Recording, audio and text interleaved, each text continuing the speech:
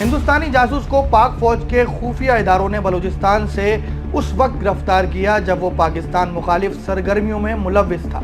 Karachi in 2003 and 2004, and having done some basic assignments within India for RAW. India has no clue about Jadav's whereabouts.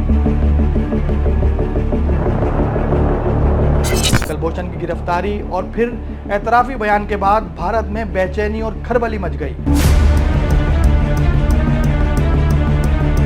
Kulbhushan ने अपने बयान में एतराफ किया कि वो RAW के ज्वाइंट सेक्रेटरी अनिल कुमार गुप्ता के मातहत काम कर रहा था।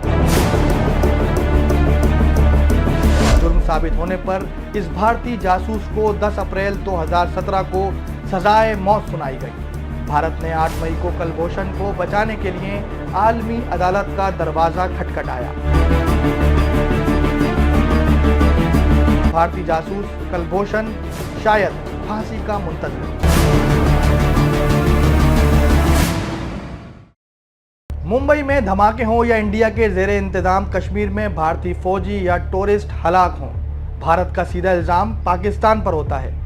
बिना तस्दीक और सबूत के भारत के मक्कारी भरे तीर पाकिस्तान पर चला दिए जाते हैं और जब शवाहिद की बात की जाए तो भारत के पास जवाब होता है 0/0। लेकिन जब पाकिस्तान में दहशतगर्दी की बात हो तो कई मरतबा भारत इसमें बराह रास्त मुलविस पाया जाता है।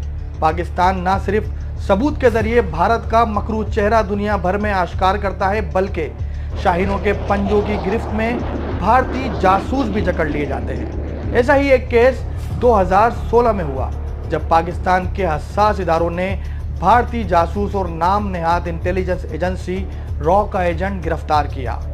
इस एजेंट की कहानी क्या है, इसे कहां से गिरफ्तार किया गया और इसने कितने हैरत अंगेज इंकशाफात किए, इस वीडियो में जानते हैं।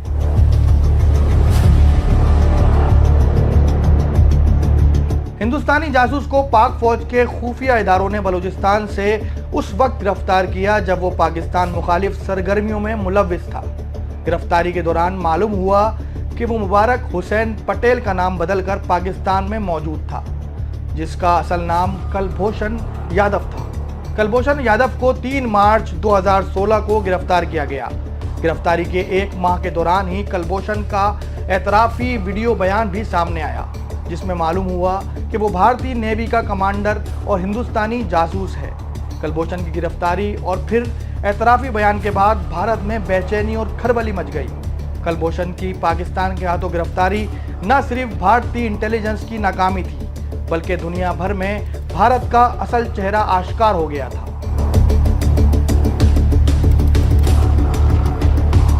कलभूषण यादव से बरामद होने वाली दस्तावेजात के मुताबिक वो 30 अगस्त 1968 को भारत की एक रियासत में पैदा हुआ। गिरफ्तारी के वक्त वो हाजिर सर्विस भारतीय फौज का अफसर था, जिसकी सर्विस 2022 तक थी। भारतीय मीडिया ने रिवायती तौर पर कलभूषण की गिरफ्तारी पर झूठ और बेबुनियाद खबरें नशर की और हुकूमत ने भी वाज़ेह मौक़िफ़ ना दिया। भारत की मनगढ़ंत कहानी के मुताबिक कलभूषण रिटायरमेंट के बाद ईरान में कीमती पत्थरों का कारोबार कर रहा था। भारत ने यह भी मौक़िफ़ अपनाया कि कलभूषण को अफगानिस्तान में तालिबान के गिरोह ने अगवा किया और शनाख्त मालूम होने पर पाकिस्तान के हवाले कर दिया। लेकिन कलभूषण से होने वाली तहकीकात और शवाहिद से इसका असली मिशन सामने आया और भारतीय दावों की पोल खुल गई। I am a serving officer of the Indian Navy. Gathering of information and intelligence within India. I live in the city of Mumbai in India. I am still a serving officer in the Indian Navy. Kulbhushan ने अपने बयान में एतराफ़ किया कि वो RAW के joint secretary Anil Kumar Gupta के मातहत काम कर रहा था।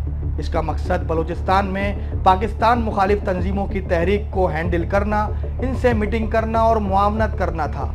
कलभूषण ने यह भी एतराफ़ किया कि कराची में अमन व अमान की सूरत हाल को ख़राब करने में भी इसका किरदार फाल रहा है। कलभूषण का case trial field general court martial के जरिए हुआ और जुर्म साबित होने पर इस भारतीय जासूस को 10 अप्रैल 2017 को सजाए मौत सुनाई गई। कलभूषण का case trial field general court martial के जरिए हुआ और जुर्म साबित होने पर इस भारतीय जासूस को 10 अप्रैल 2017 को सजाए मौत सुनाई गई। भारत ने 8 मई को कलभूषण को बचाने के लिए आलमी अदालत का दरवाज़ा खटखटाया। भारत ने मौकिफ अपनाया कि कुलभूषण की सजा वियना कन्वेंशन की खिलाफ वर्जी है। इंडिया की दरखास्त पर 18 मई को स्टे ऑर्डर हुआ और फांसी की सजा आर्जी तौर पर रोक दी गई और फिर वकला की जानिब से दलाइल देने का सिलसिला शुरू हुआ।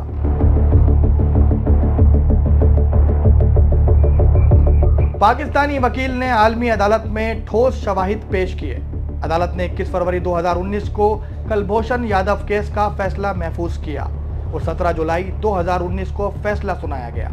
फैसले में भारत को नाकामी हुई और भारतीय जासूस की सजाए मौत की मनसूखी और बरियत की दरखास्त मुस्तरद करके कुलभूषण को कौंसलर तक रसाई देने का हुक्म दिया गया।